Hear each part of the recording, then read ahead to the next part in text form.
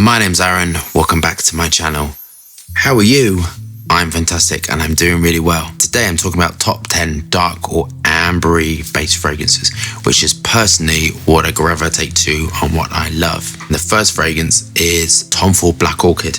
This is £84 for 50ml. I think this is amazing, groundbreaking, beautiful perfumery.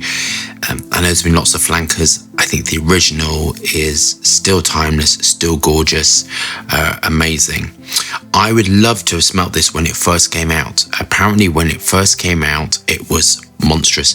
If somebody has a bottle of one of the first releases, please contact me because I would love to get it and I cannot find it. So that I'd very, very much love. That to me would be like finding gold at the end of the rainbow. So that's what I would love. I love this fragrance because I think it is very different. It's a classic amber or oriental type fragrance. Masses of patchouli, bergamot, and ylang ylang. I love ylang ylang. Vanilla, chocolatey core.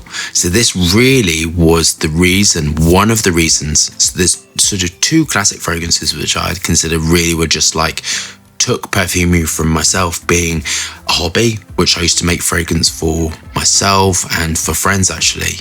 Interestingly, people used to come to my house and buy fragrances I used to make, and for hardly anything. I used to find it terribly exciting.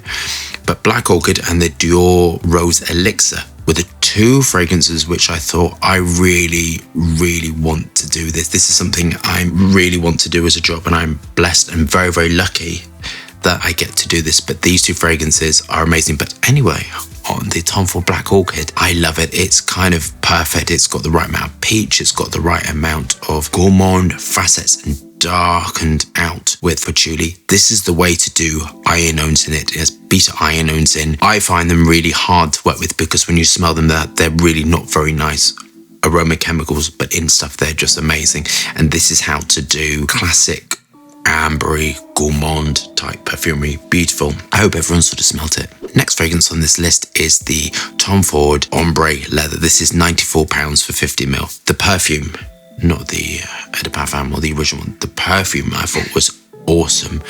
It smelled really similar to my work. Dark, interesting, complex, highly skilled, amazing perfume. I did read, I think it was a female perfumer. I think there was a difference between male and female brains when we're designing perfume. This I loved because it was utilizing leather, amber, dark woods in there.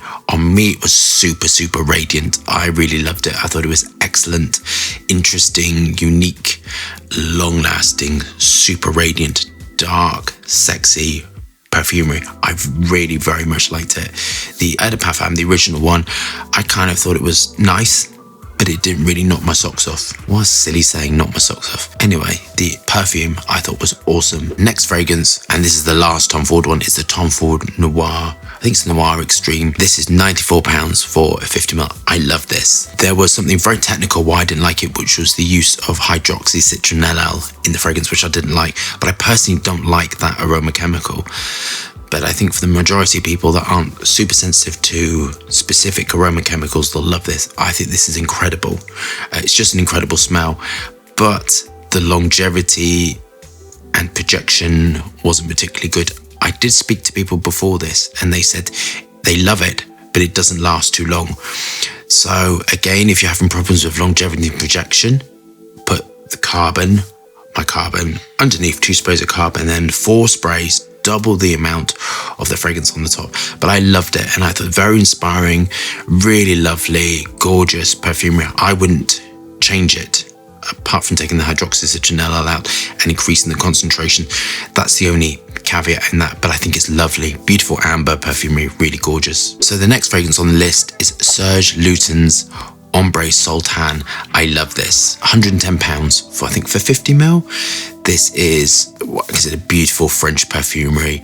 This is a dark resin, incense, ambery, sweet, long lasting, super radiant, bit of an attitude with it in a really cool way. So kind of dark, slightly older demographic for this one, but I love sort of the incense, the benzoin in it, the resinous nature of it. I thought it was really, really beautiful. I loved this one because it had patchouli, lots and lots of patchouli and benzoin in, so it's dark, a bit attitudey. I kind of thought it was really, really gorgeous. This one would be gorgeous for a date fragrance or for that sort of thing. Nice and dark to it. The next fragrance on the list is by the same company, Serge, Lutens, Chergui. And this is one of Video Unicorn's favourite fragrances. And apparently he said it was much stronger. I think Shiseido owned Serge Lutens. Please put your notes below if you think that's right or wrong. I can't remember.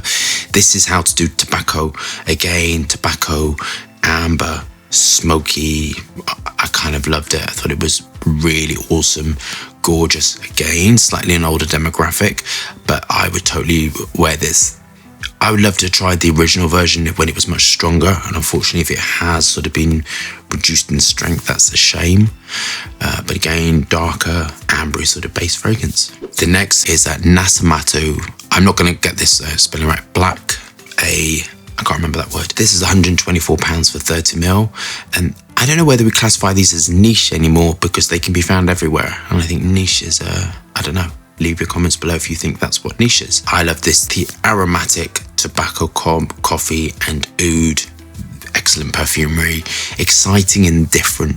Dark, interesting, radiant, long-lasting on my skin. Again, dark, gorgeous perfumery. The next fragrance is Dior Tobacco Color.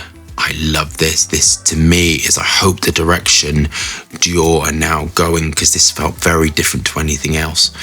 And I love this. This was modern, up-to-date perfumery and just so strong on my skin, so radiant.